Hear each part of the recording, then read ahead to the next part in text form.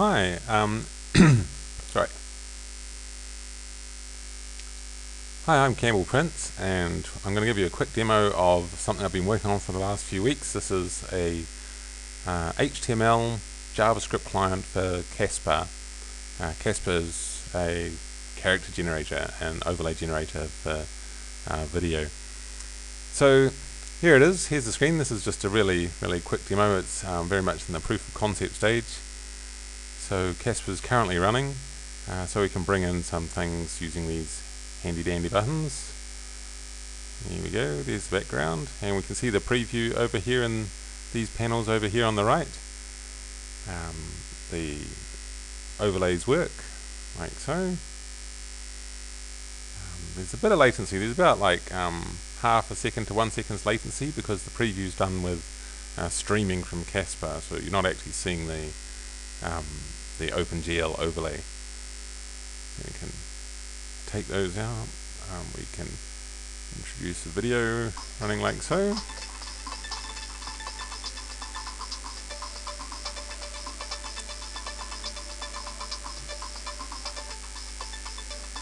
Okay, so I have to stop that background now.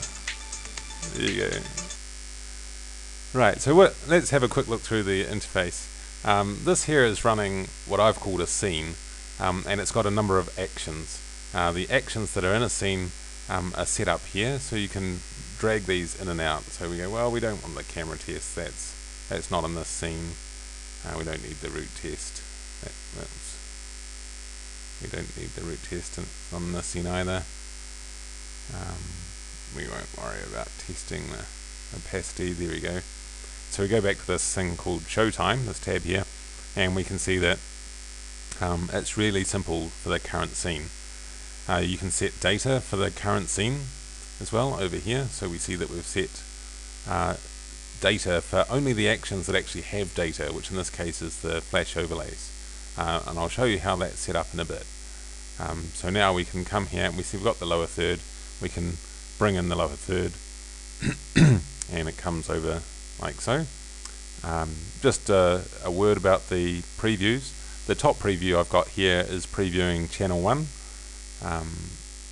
showing the total live output, and the bottom preview in the bottom right is using the new layer producer, and that's divided the screen on channel 2 into 4 quads using the mixer grid, and so we see layers 1, 2, 3, and the bottom right is the overall is a copy of channel 1. Actually, it's the channel 1 output as a preview, so in that sense it's kind of redundant on the screen, but just to show that it can be done.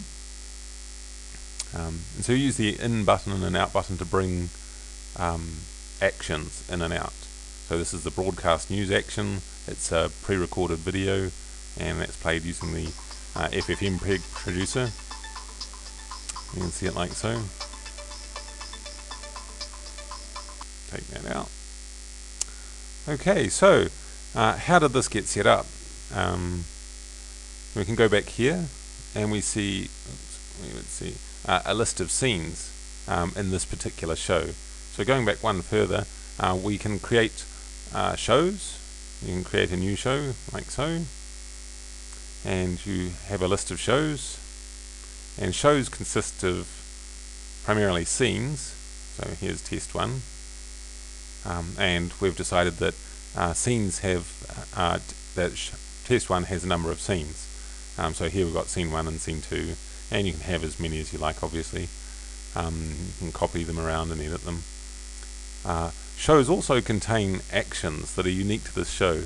I'm not sure really like what to call actions really, but really they're a sequence of Caspar commands is what it comes down to. So for example, here's some I've made already, and we can see some basic ones, say for a flash overlay. We have the flash properties here, and this is showing the title one that I showed first.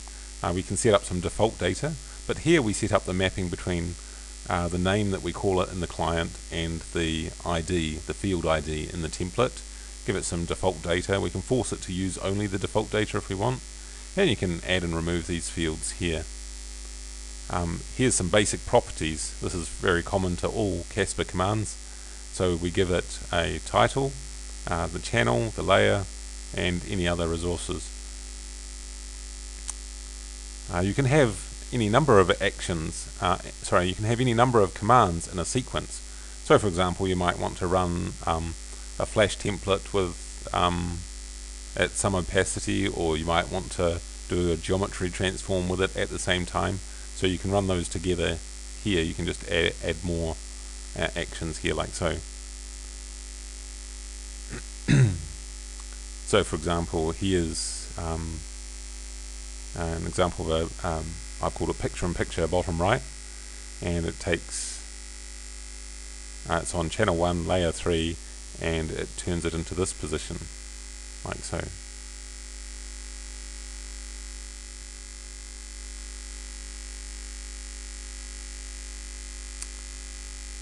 Okay.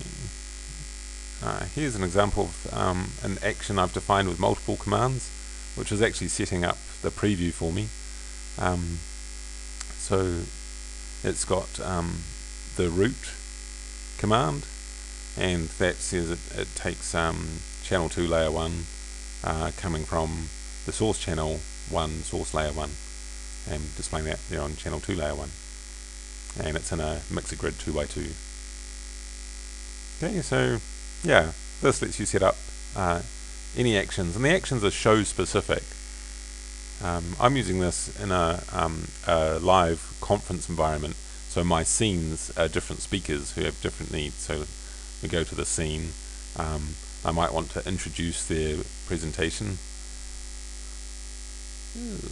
Oh, that was sad. Well, there's the demo detector.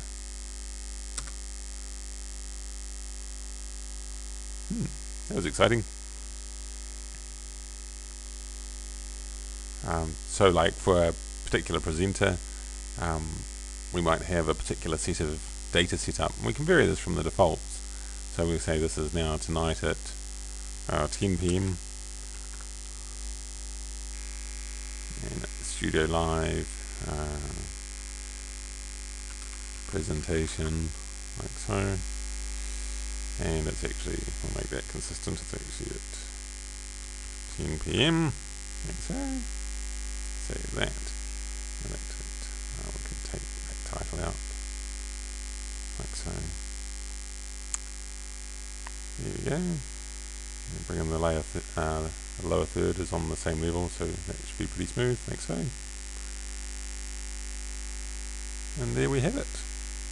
And just a quick preview. It's not really ready for prime time. It is available on GitHub. If anyone would like to have a play, it's done in Angular JavaScript and PHP on the back end. It uses a Mongo database for storing the data. So at the moment, I've done the PHP, and Mongo is hosted on a Debian box, and Casper is obviously on a Windows box. So I'm going to go and work on some packaging to get it available both on a Windows box.